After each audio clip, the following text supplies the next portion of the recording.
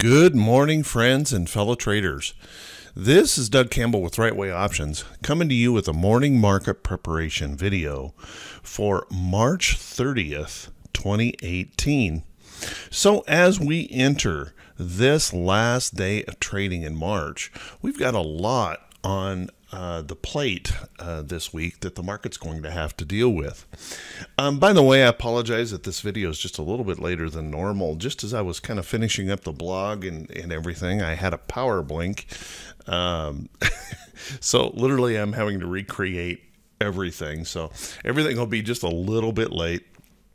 If you're looking for the blog post, it will be posted slightly after I get the video out. So just wanted to let everyone know that. We have a lot on the plate for the market this week. If you take a look at the charts, we're actually looking pretty decently. You know, we held up really nicely on Friday here on the Dow. Tried to push lower. The bulls picked that back up and said, nope, we don't want to go any lower. The SPY had pretty much the same response, finished a little bit lower, but pretty much the same response. The bears really did the bulls and bears were kind of locked in a battle, and the bulls did a pretty good job of holding things up. Let's make sure that we recognize the fact that we are still under the 50-day moving average. We are also still under some fairly significant price levels, okay, that we have to break through. And we're going to need some kind of a catalyst to do that. I don't know if they can just on their own create that kind of energy. But this week, we definitely have the possibility of that energy. Unfortunately, it's the kind of thing where we could easily power higher, breaking through those, provide all the inspiration we need to the bulls to move us up. But at the same time, we have the threat, the possibility that it will inspire those bears to push for new lows. So we're going to have to stay on our toes this week and be very, very focused to the price action. Intraday clues of whipsaws and full-on reversals at gap up openings or gap down openings are certainly within the realm of possibility this week. So stay focused on price action and plan your risk carefully this week. Let's take a look at the Qs here. Now the Qs had a little bit more of an issue going on, and this could be a real important point for this week. First, you can see we gapped up on Friday on the NASDAQ with the good earnings reports out of Microsoft and Intel and several other big tech names. We gapped up, but then we immediately started selling into that strength and failing once again that 50-day moving average. Now that's going to be really, really important as we progress here, because let's draw a line down through here. We need something to power through there, and what's coming on Tuesday afternoon after the bell is the Apple earnings. Now, there's a lot of rumors surrounding Apple, and not to get involved in all the rumors, but the expectation is for, or at least right now, appears to be that Apple is not going to perform well on their earnings report. At this point, it's speculation, but there's actually a couple analysts out there now suggesting that Apple could go into a full-on correction.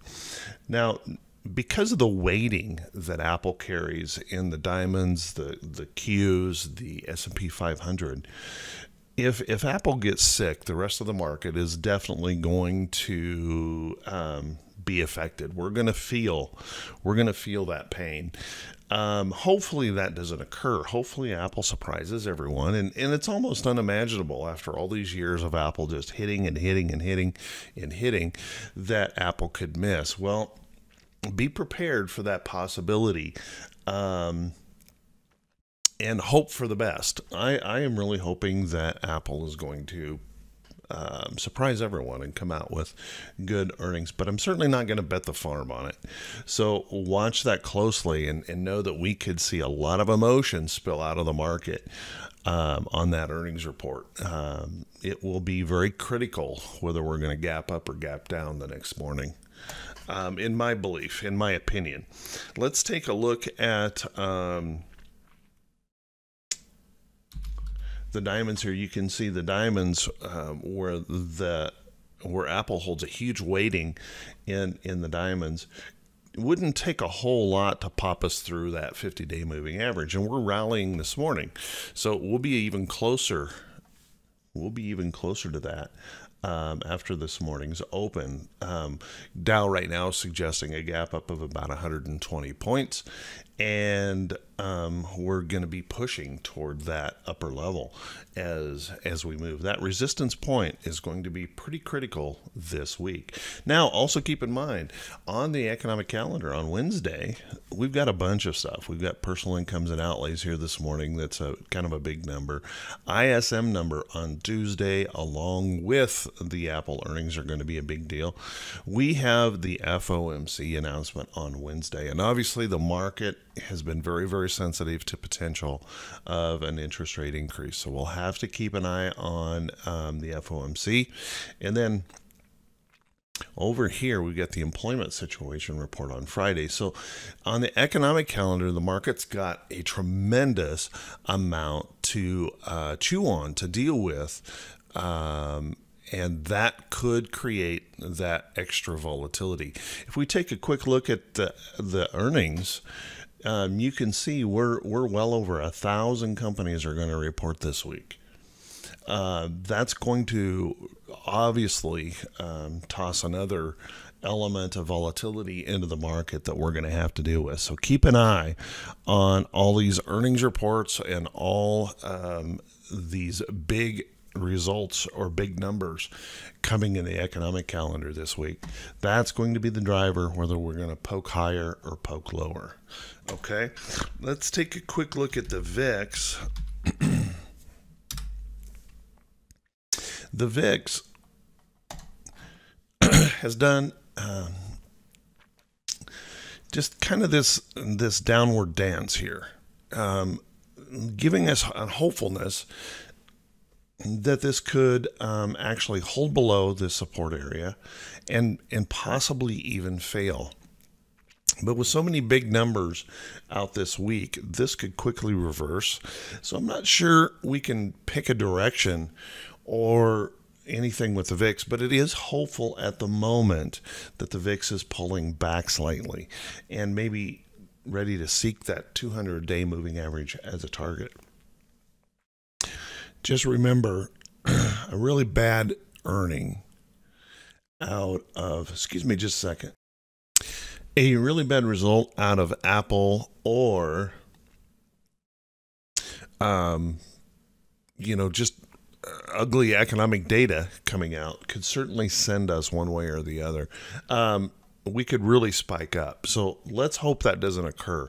Now, if that data, if Apple surprises, if all the worry and selling that's been going on in Apple is unjustified, we could see this sink really fast as well. So be careful. Let's take a look at T21. 22. T21 22, the 4-week new high, new low ratio. If we take a look at that, you can see we've rallied back up toward this upper area, but we still have plenty of room before we reach that bearish reversal zone. And, keep in mind, this is actually a fairly consistent little indicator. Doesn't tell us, buy, sell signals or anything like that. It just tells us or warns us when we're reaching kind of an area that we've stretched the rubber band too tight to the upside and we're likely to move lower, or when we've moved too low and the chances of a bounce increase.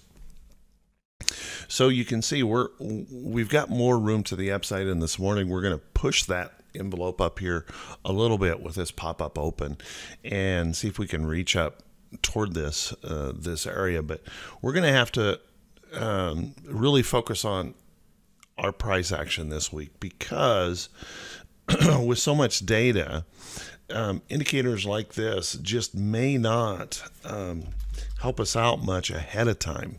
It's going to be all data driven. All right.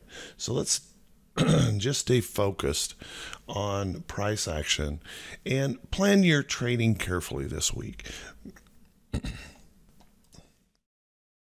Consider your overall risk as you approach the market. Consider how much weight you're putting to one side or the other, and consider your bias. If you're over trading your bias, it might be an important situation to correct here this week so that you're not overexposed on one side or the other. If you trade options, you have the ability to do some hedging. That might be a wise thing to do if you find yourself overly long or overly short the market as we head into these big data points. Everyone, I want to wish you a fantastic week. We had a great week last week. We need another one this week. Everyone, take care of yourselves. Look for great profits. And as always, I will be here bright and early tomorrow morning for the next morning market preparation video. Everyone, take care. And if this is the first time you've seen this information, please do me a favor. Click that subscribe button on YouTube, the follow me button on Facebook. Click those thumbs up buttons. Drop a comment if you feel it's worthy. And always feel free to share this information with any friends and family that you might think could benefit. Everyone, take care. I wish you great results. Have a good day.